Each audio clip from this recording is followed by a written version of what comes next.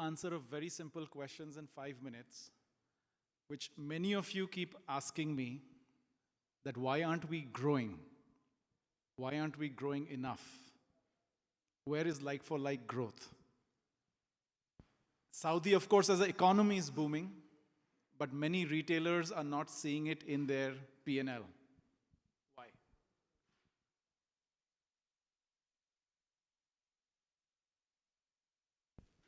The reason is this. The previous speaker, of course, has experience across markets, including the US, but I think we have a problem often of comparing everything to UAE. A lot of professionals come from that market. A lot of what works is believed to be on that market, but that does not give us the right direction, because if you see the income pyramid in Saudi Arabia, it is quite different compared to our neighbors. Let's just take one example. If you see the percentage of population in UAE which earns $30,000 per year plus, and you add up the percentages, and you add up the numbers, it's roughly the same number of people in UAE and KSA. The opportunity, it's not a challenge, is the people below $30,000 a year are 4 times that of UAE. And if you go to a mall, you go to organized coffee shops, you go to organized pizza shops, they only serve by and large these first 3 ladders. When you look at Nielsen data, Euromonitor data, the GDP data released by the government, people say, how are we growing at 4.5%, 5%? We are growing like at 0.5%, 1%, some people are degrowing. This is the reason that how do we serve the bottom of the pyramid profitably? This is the key question, which at least I don't hear very often. So with that provocation, let's look at how are retailers designing their products and categories. Let's take a basic food like banana, and let's take a slightly exotic food like strawberry. And then, of course, there is just a basic white t-shirt. The banana is the entry price point. The lowest price banana available in Saudi Arabia is 40% more expensive than UAE. Strawberry is just about the same price. The cheapest white round neck t-shirt is 50%.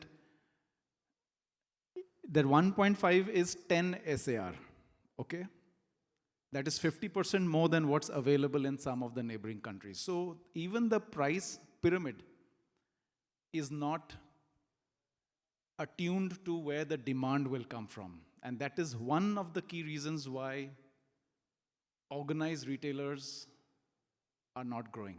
One of the reasons. There are other reasons, but I just want to highlight how we are not able to penetrate. And I come from a country like India in my childhood, where there are shops on the streets, there are bakalas, there are organized shops. That whole tierization creates that economy, and organized folks have to get into that to make money. And we call that gold at the bottom of the pyramid. What is happening in the overall choices, and this is fairly recent data, is premium remains where it is, because rich people cannot really eat more, they cannot really wear more, they will buy a few more expensive things, nothing much happens at that level. That's why the growth of those companies are also relatively static. What's happening is that the midstream players are shrinking, if you see.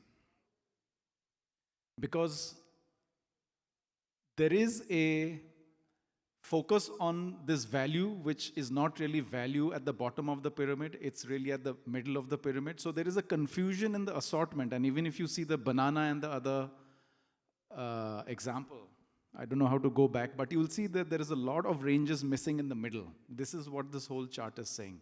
It's repeating the same point that assortment and pricing needs to be a little more fact-based. So finally, what is to be done? You all will say that we all know what is to be done, but the focus on category management as a science, not as intuition, not as people on the streets, not comparing what you eat as a family, not comparing what your boss eats as a family, not comparing what your juniors eat as a family, but to get Scale data to take scale decisions is what we call category management. That is done in large markets. Saudi is large enough, and that is something you all should seriously consider. The second is private label. There are lots of margins being paid to large brands, nothing bad. They do pay a lot of money in innovating.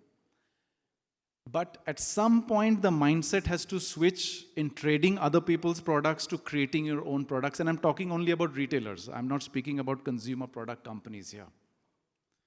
If you look at other markets, including Europe, including in US, there are retailers with 40, 50, some even as high as 70% private label, because they're thinking like a product company. They're not thinking like a retailer. Otherwise, what is really the difference in a shampoo which is available beneath your house, which is available on e-commerce, and which is available in a grocery store? It's difficult in the long run competing on those. To do all of this, you have to get a cost structure which serves that profitably. In my 25 years of work, the one argument I do not accept is that low price is low profit. No. You think all the Chinese players are shipping things here at a loss?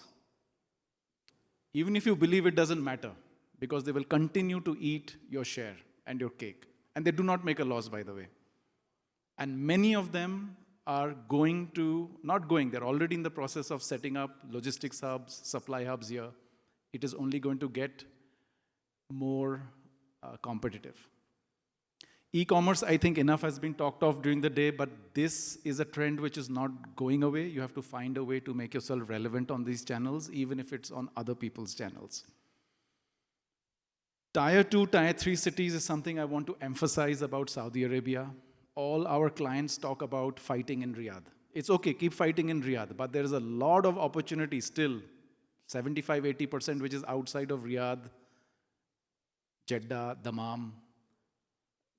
And there are people there who work there, who earn money there, they want to spend money there, and if they're given opportunities to spend money, there are several retailers. I'm not getting into the specifics because of the lack of time, but Tier 2, Tier 3, please look at that carefully.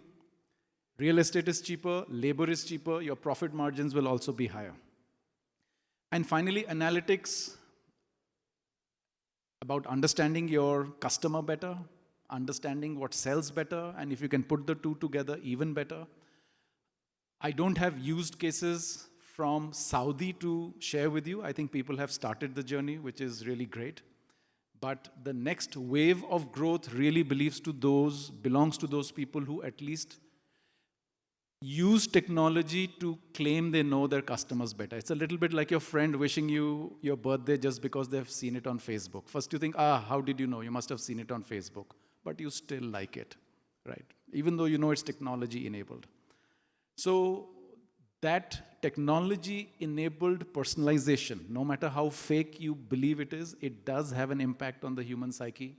Many of you all are making initiatives on that, but please accelerate it, because that is what will really give you the next wave of growth. So that's all I had. There is money to be made at the bottom of the pyramid. That's my basic message. Thank you.